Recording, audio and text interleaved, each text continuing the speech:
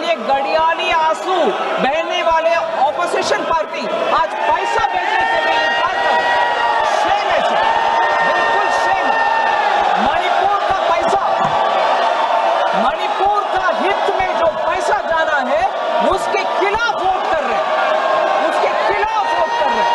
ये मणिपुर जनता सामना समझना चाहिए। So I rise to move. Aujla ji, Aujla ji, please. Aujla ji, I rise to move to leave. you should have patience to hear at least what finance minister who now she is presenting bill of a provision. Sir item 20A मगर 20B का introduction भी है। Can I do that? आप कुछ कहना चाहती हैं? You want to say something about the bill? Sir GST का विषय है। इससे पहले we had an ordinance. The Manipur Goods and Service Tax Amendment Bill 2025. That's right, sir. Please, you want to say something? Please, you can. I will just highlight the importance of this bill. There was a GST Council decision which all states had to change in their respective state acts, which was done by state acts, by all states.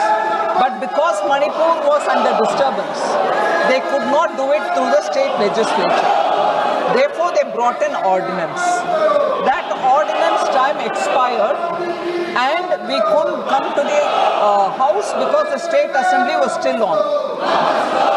Subsequently, we brought one more ordinance, by which time, after the ordinance was passed, by which time you had the state coming under the president's rule. Therefore, that ordinance will have to become a law. So we are amending the state GST bill, amending this bill to replace the ordinance. So it is a constitutional necessity. It has to be taken up now. If it doesn't pass through now, the state will have difficulty in implementing the GST amendments which have long been approved by the council, and their revenue will get affected because they won't have the authority to charge on certain items on which the GST Council has already passed. All states have also passed because they were able to amend their act. So I would think it's very important constitutionally to serve that state to have its GST collection enabled. Ordinance be converted into a bill and the House should pass it. Thank you. कृपया एक संवैधानिक बाध्यता समझिए। माननीय मंत्री जी ने इस bill को प्रस्तुत करते समय उन्होंने इस बात का उल्लेख किया है कि जो मणिपुर की परिस्थितियां हैं और जीएसटी काउंसिल में जो विषय आया है ये राज्य का विषय है और ये संघीय ढांचे में उसकी एक संवैधानिक बाध्यता है। कृपया मैं आप सबसे आग्रह करूंगा कि जो माननीय मंत्री जी ने इस बिल को रखा है उस पर उन्होंने कहा कि ये आवश्यक है, नहीं तो कठिनाइयाँ उत्पन्न हो जाएंगी। ऐसे तमाम वस्तुओं जिसको जीएसटी में एक निश्चय किया गया परस्पर सहमति से, तो आखिर उस कॉन्स्टिट्यूशनल बाइंडिंग पे आप अगर विचार करना चाहते हो विधेयक पे तो मैं आपको बुलाऊं। आप सबसे मैं उम्मीद करता हूं कि आखिर आप यहाँ पे केवल इस सदन में केवल पहले दिन से शोरगुल के लिए आए हैं, केवल इस सदन में केवल हंगामा करेंगे। सदन में मैं चर्चा, आप जाए पहले इनको कहिए तो हम आपको मौका देंगे। अगर आप सब नहीं, आपकी जिम्मेदारी क्या बनती है? आखिर श्याम कुमार जी, बर्वे जी, आखिर क्या जिम्मेदारी है? आखिर जिम्मेदारी आपकी बनती है कि आप अगर इस विधेयक पे इस विधेयक पे चर्चा नहीं करोगे, इतना महत्वपूर्ण विधेयक है, मैं सबको समय दूंगा, लेकिन गौरव जी मैं समय दे सकता हूँ, आप इनको बिल से कहें। कृपया पूर्वक आप इनको कहें, अगर ये बिल खारिज करेंगे तो मैं आपको अवसर दूंगा। जयप्रकाश जी, चन्नी साहब, शैलजा जी, मैं कह रहा हूँ आप अपने सदस्यों को, ये सदन का आचरण है, पूरा देश देख रहा है। उपनेता खड़े हैं, आपके उपनेता खड़े कांग्रेस पार्टी के, और उपनेता खड़े हैं, आप बेल में हैं। कृपया इनका लिहाज करिए, इनका लिहाज करिए। आप इनके नाते कम से कम आप कहाँ हैं? आप उपनेता यहाँ खड़े हैं और आप लोग बेल में हैं। ये सम्मान है ना? आपको अपने नेता के प्रति सम्मान नहीं। आप माननीय सदस्य लोग अपने नेता के प्रति तो सम्मान रखिए। आपके नेता कुछ कहना चाहते हैं, अगर आप सदन में बर्वे साहब आपको अपने नेता के प्रति सम्मान नहीं है तो कृपया आप उपनेता कुछ कहना चाहते हो, सदन को सुचारू रूप से आप चलाइए। तो मैं विधेयक पर विचार करने के लिए, प्रश्न यह है कि विधेयक पर विचार किया जाए। जो सदस्य इसके पक्ष में हैं वो हाँ कहें, जो सदस्य विरोध में हैं वो ना कहें। मेरे विचार में निर्णय हाँ वालों के पक्ष में हुआ, हाँ वालों के पक्ष में हुआ। विधेयक पर विचार करने हेतु प्रस्ताव को स्वीकृत किया गया। अब सभा विधेयक पर खंडवार विचार करेगी। प्रश्न यह है कि खंड 2 से 38 विधेयक का अंग बने। जो सदस्य इसके पक्ष में हैं वो हाँ कहें, जो सदस्य विरोध में हैं वो ना कहें। मेरे विचार में निर्णय हाँ वालों के पक्ष में हुआ, हाँ वालों के पक्ष में हुआ। 2 से 38 विधेयक का अंग बना। मैं पूछ रहा हूं आपसे, मैं कह रहा हूं विधेयक पे खंडवार चर्चा करिए। आप खंडवार चर्चा करने के लिए तैयार नहीं हैं। आप केवल कह रहे ना। ये सदन की परंपरा है, सदन की मर्यादा है कि किसी विधेयक को पास, विधेयक पे अगर आप मतदान कर रहे हैं तो उस विधेयक पे अगर चेयर आपको अनुमति दे रहा, अवसर दे रहा है कि आप उस विधेयक पे अपनी चर्चा करें।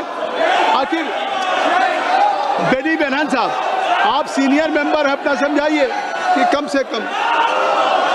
प्रश्न खंड 1 अधिनियम सूत्र और विधेयक का पूरा नाम। प्रश्न ये है कि खंड 1 अधिनियम सूत्र और विधेयक का पूरा नाम विधेयक का अंग बने। जो सदस्य इसके पक्ष में हैं वो हाँ कहें, जो सदस्य इसके विरोध में हैं वो ना कहें। मेरे विचार में निर्णय हाँ वालों के पक्ष में हुआ, हाँ वालों के पक्ष में हुआ।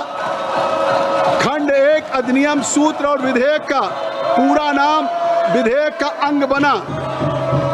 अब माननीय मंत्री जी अब ये प्रस्ताव करें कि विधेयक को पारित किया जाए। Sir, I rise to move that the bill be passed. प्रश्न ये है कि विधेयक को पारित किया जाए। जो सदस्य इसके पक्ष में हैं वो हाँ कहें,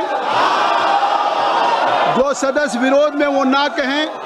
मेरे विचार में निर्णय हाँ वालों के पक्ष में हुआ, हाँ वालों के पक्ष में हुआ। प्रस्ताव स्वीकृत हुआ और विधेयक पारित हुआ।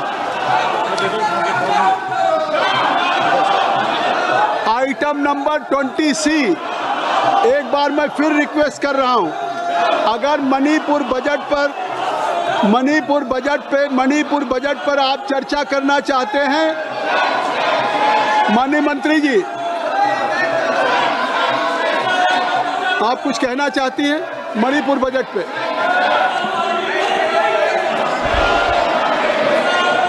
सर,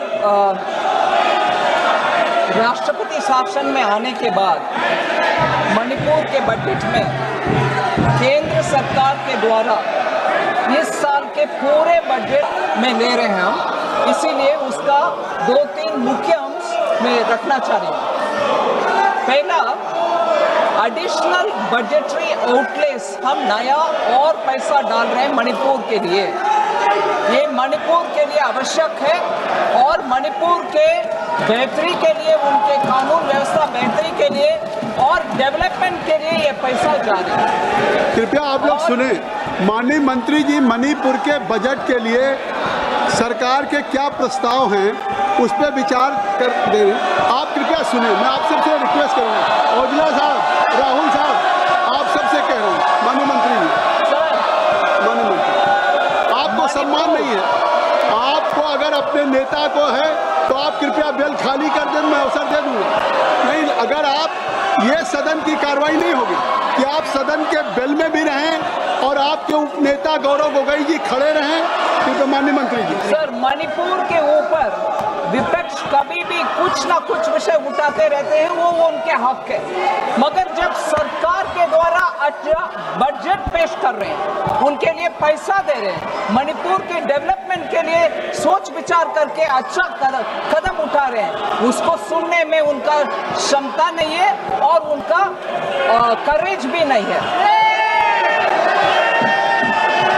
एडिशनल एलोकेशन मैंने आपके सामने रखा, उसमें 2,800 करोड़ का रुपया 2898 करोड़ मणिपुर के लिए इस बजट में एडिशनल एलोकेशन के नाम पर केंद्र सरकार प्राइम मिनिस्टर मोदी के एडवाइस में हम मणिपुर के लिए दे रहे हैं, और उसमें 1,667 करोड़ उनके कैपिटल एक्सपेंडिचर के लिए जाएगा, जिससे मणिपुर में एसेट क्रिएशन होगा। फिर 1,231 करोड़ रेवेन्यू हेड में जा रहा है, उसका 1 मिनट में विवरण देती हूँ, जिससे उसका महत्व हम समझा पाएंगे। Sir, rehabilitation internally displaced persons Manipur में कैंप्स में रह रहे हैं, उनके लिए सपोर्ट करने के लिए, उनके पुनरावास के लिए हमने 523 करोड़ दे रहे हैं। 523 करोड़ इंटरनली डिस्प्लेस्ड पर्सन्स के पुनरावास के लिए। फिर सिक्योरिटी के लिए 542 करोड़ दे रहे हैं।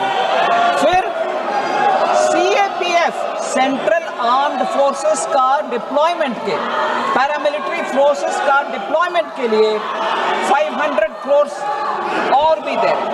फिर लॉन्ग टर्म पब्लिक फाइनेंस के लिए, ये वेरी वेरी इंपॉर्टेंट है सर, मणिपुर का लॉन्ग स्टैंडिंग लोन्स है हाई इंटरेस्ट पर, वो हाई इंटरेस्ट लोन्स को क्लियर करने के लिए 633 करोड़ मणिपुर के लिए हम दे रहे हैं, प्रीपेमेंट करके वो हाई इंटरेस्ट लोन्स को क्लियर कर रहे हैं। फिर SASTI जो स्पेशल असिस्टेंट स्टेट्स के लिए देते हैं 50 साल के लिए इंटरेस्ट फ्री, जिससे वो स्टेट उनके अपने अपने कैपिटल एक्सपेंडिचर करवा पाएंगे, उसके लिए 700 करोड़ मणिपुर के लिए दे रहे हैं सर।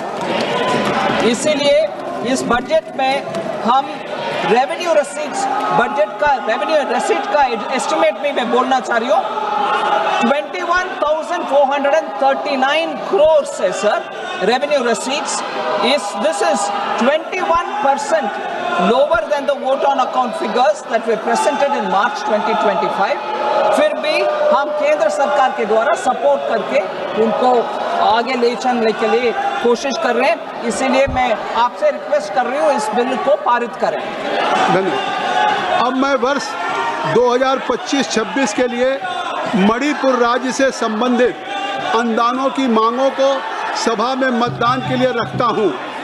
प्रश्न यह है कि अनुदानों की मांगों को सूची के स्तंभ 2 में मांग संख्या 1 से 50 के सामने दर्शाए गए मांग शीर्षों के संबंध में 31 मार्च 2026 को समाप्त होने वाले वर्ष के दौरान संदाय के क्रम में होने वाले खर्चों की अदायगी हेतु आवश्यक राशियों की पूर्ति के लिए अनुदानों की मांगों की सूची के स्तंभ 3 में दर्शाई गई राजस्व सेवा लेखा और पूंजी लेखा संबंधी राशियों से अनधिक संबंधित राशियां मणिपुर राज्य की संचित निधि में से भारत के राष्ट्रपति को प्रदान की जाए। जो सदस्य इसके पक्ष में हों वो कृपया हाँ कहें, जो विरोध में हैं वो ना कहें। मेरे विचार में निर्णय हाँ वालों के पक्ष में हुआ, हाँ वालों के पक्ष में हुआ। वर्ष 2025-26 के लिए मणिपुर राज्य से संबंधित अनुदानों की मांगे पारित हुई। आइटम नंबर 20E, माननीय वित्त मंत्री जी, फाइनेंस मिनिस्टर। सर, मैं इंट्रोड्यूस करने से पहले आपकी इंटेलिजेंस रिक्वेस्ट करती हूँ। मणिपुर के लिए गड़ियाली आंसू बहने वाले ऑपोजिशन पार्टी आज पैसा भेजने के लिए इंकार कर, शेम है सर, बिल्कुल शेम है। मणिपुर का पैसा, मणिपुर का हित में जो पैसा जाना है उसके खिलाफ वोट कर रहे हैं, उसके खिलाफ वोट कर रहे हैं। ये मणिपुर जनता सामना समझना चाहिए। So I rise to move. Aujla ji, please, Aujla ji, I rise to move to leave. you should have patience to hear at least what finance minister is now. Yes, So she is presenting bill of a provision. I'm आप अपना introducing the bill bill, भी देख sir. लीजिए, please. So I'm 20 E's for introduction, sir. माननीय वित्त मंत्री जी, 20 E's for introduction. You item want number me- 20E, Yes, that is for introduction. 20. You're all right with it? Okay. I rise to move for leave to introduce a bill to authorize payment and appropriation of certain sums from and out of the consolidated fund of the state of Manipur for the services of the financial year 25-26.